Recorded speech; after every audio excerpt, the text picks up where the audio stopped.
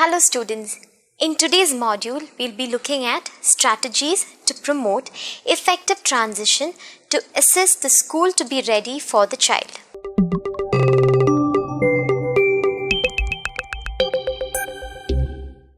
Within the early childhood context, transitions are of many kinds, moving from home to school, transiting from one class to another within the school, moving from one activity to another, transiting from school to home, and moving from preschool setting to school. For children, transitions occur in different stages and at different ages. Transition to school is imbued with distinct importance. Transition into school provides a challenge that, if well planned and supported, is generally a stimulus to growth and development. As children enter school, they bring with them unique needs, interests, and values which the school needs to support and develop. Children entering school younger than their peers are liable to have not yet developed certain skills for formal learning. In Indian context, children are admitted into school at a certain age, where they are cognitively, physically, and socially competent to acquire skills which are needed for their later development. Whereas few children have challenging behaviors during transition, and this affects the school readiness.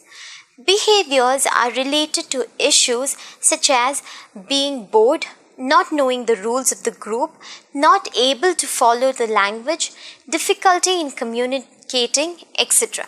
During transition, teachers and school should plan and implement activities to promote smooth transition in children, which will complement to successful school readiness.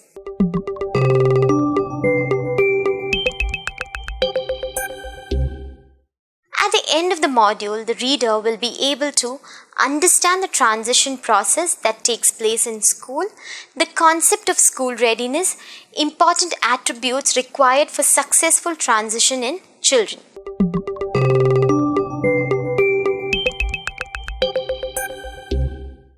School readiness is multifaceted, comprising the whole array of physical, social, emotional, and cognitive skills.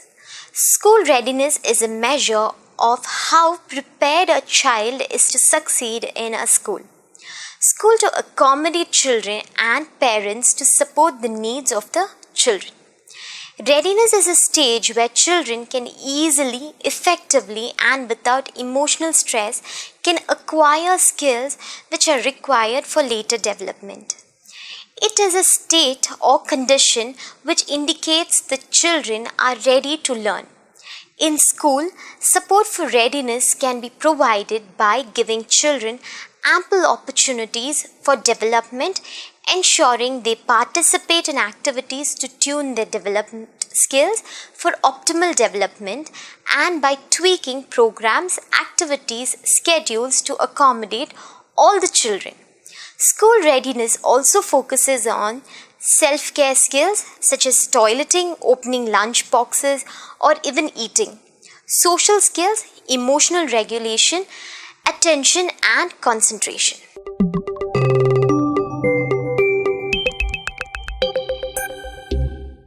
First one, self-regulation is an ability to control one's behavior, emotions, thoughts for a certain time to achieve a long-term goal.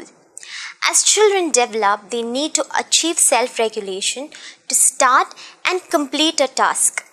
In schools, teachers can develop activities or games to promote this behavior in children. Popular games such as Simon Says, Freeze Tag, Musical Chair, Hide and Seek can be played during in-between class. Second one, sensory processing is an accurate processing of sensory stimulation in the environment. It is a way the brain receives signals to organize and respond to the stimulation received. It is also the stimulation of one's own body which will influence the learning and attention of children. The sensory processes affect the way a child sits in the classroom, hold a pencil, and listens attentively in the classroom. Children who have difficulty in processing the information received have sensory processing disorder. Third one, receptive language.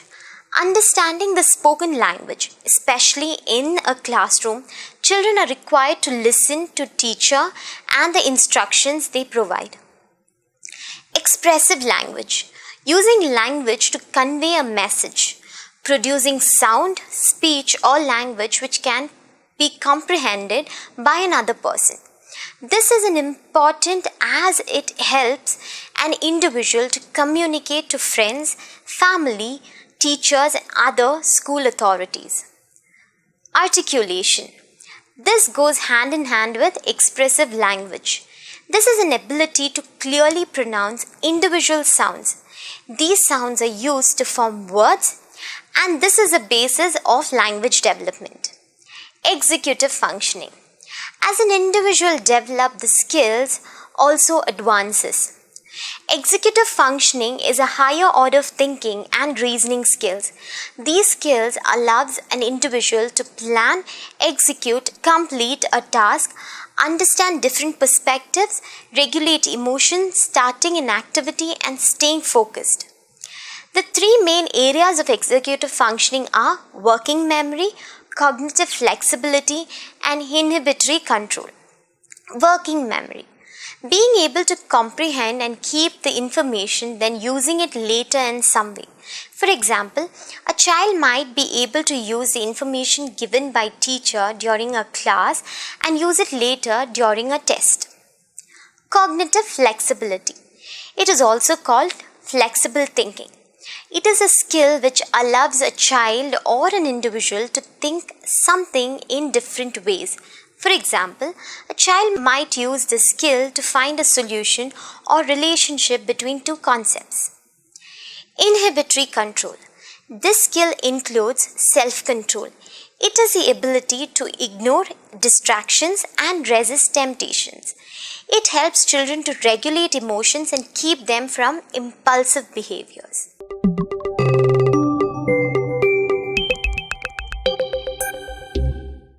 The first and foremost transition that occurs in children is to schools. These settings should be able to cater to the needs and developments of individual children. Transition is always linked to school readiness, and for schools to be ready, they must be prepared in terms of quality in aspects such as teachers, infrastructure, materials, and other facilities.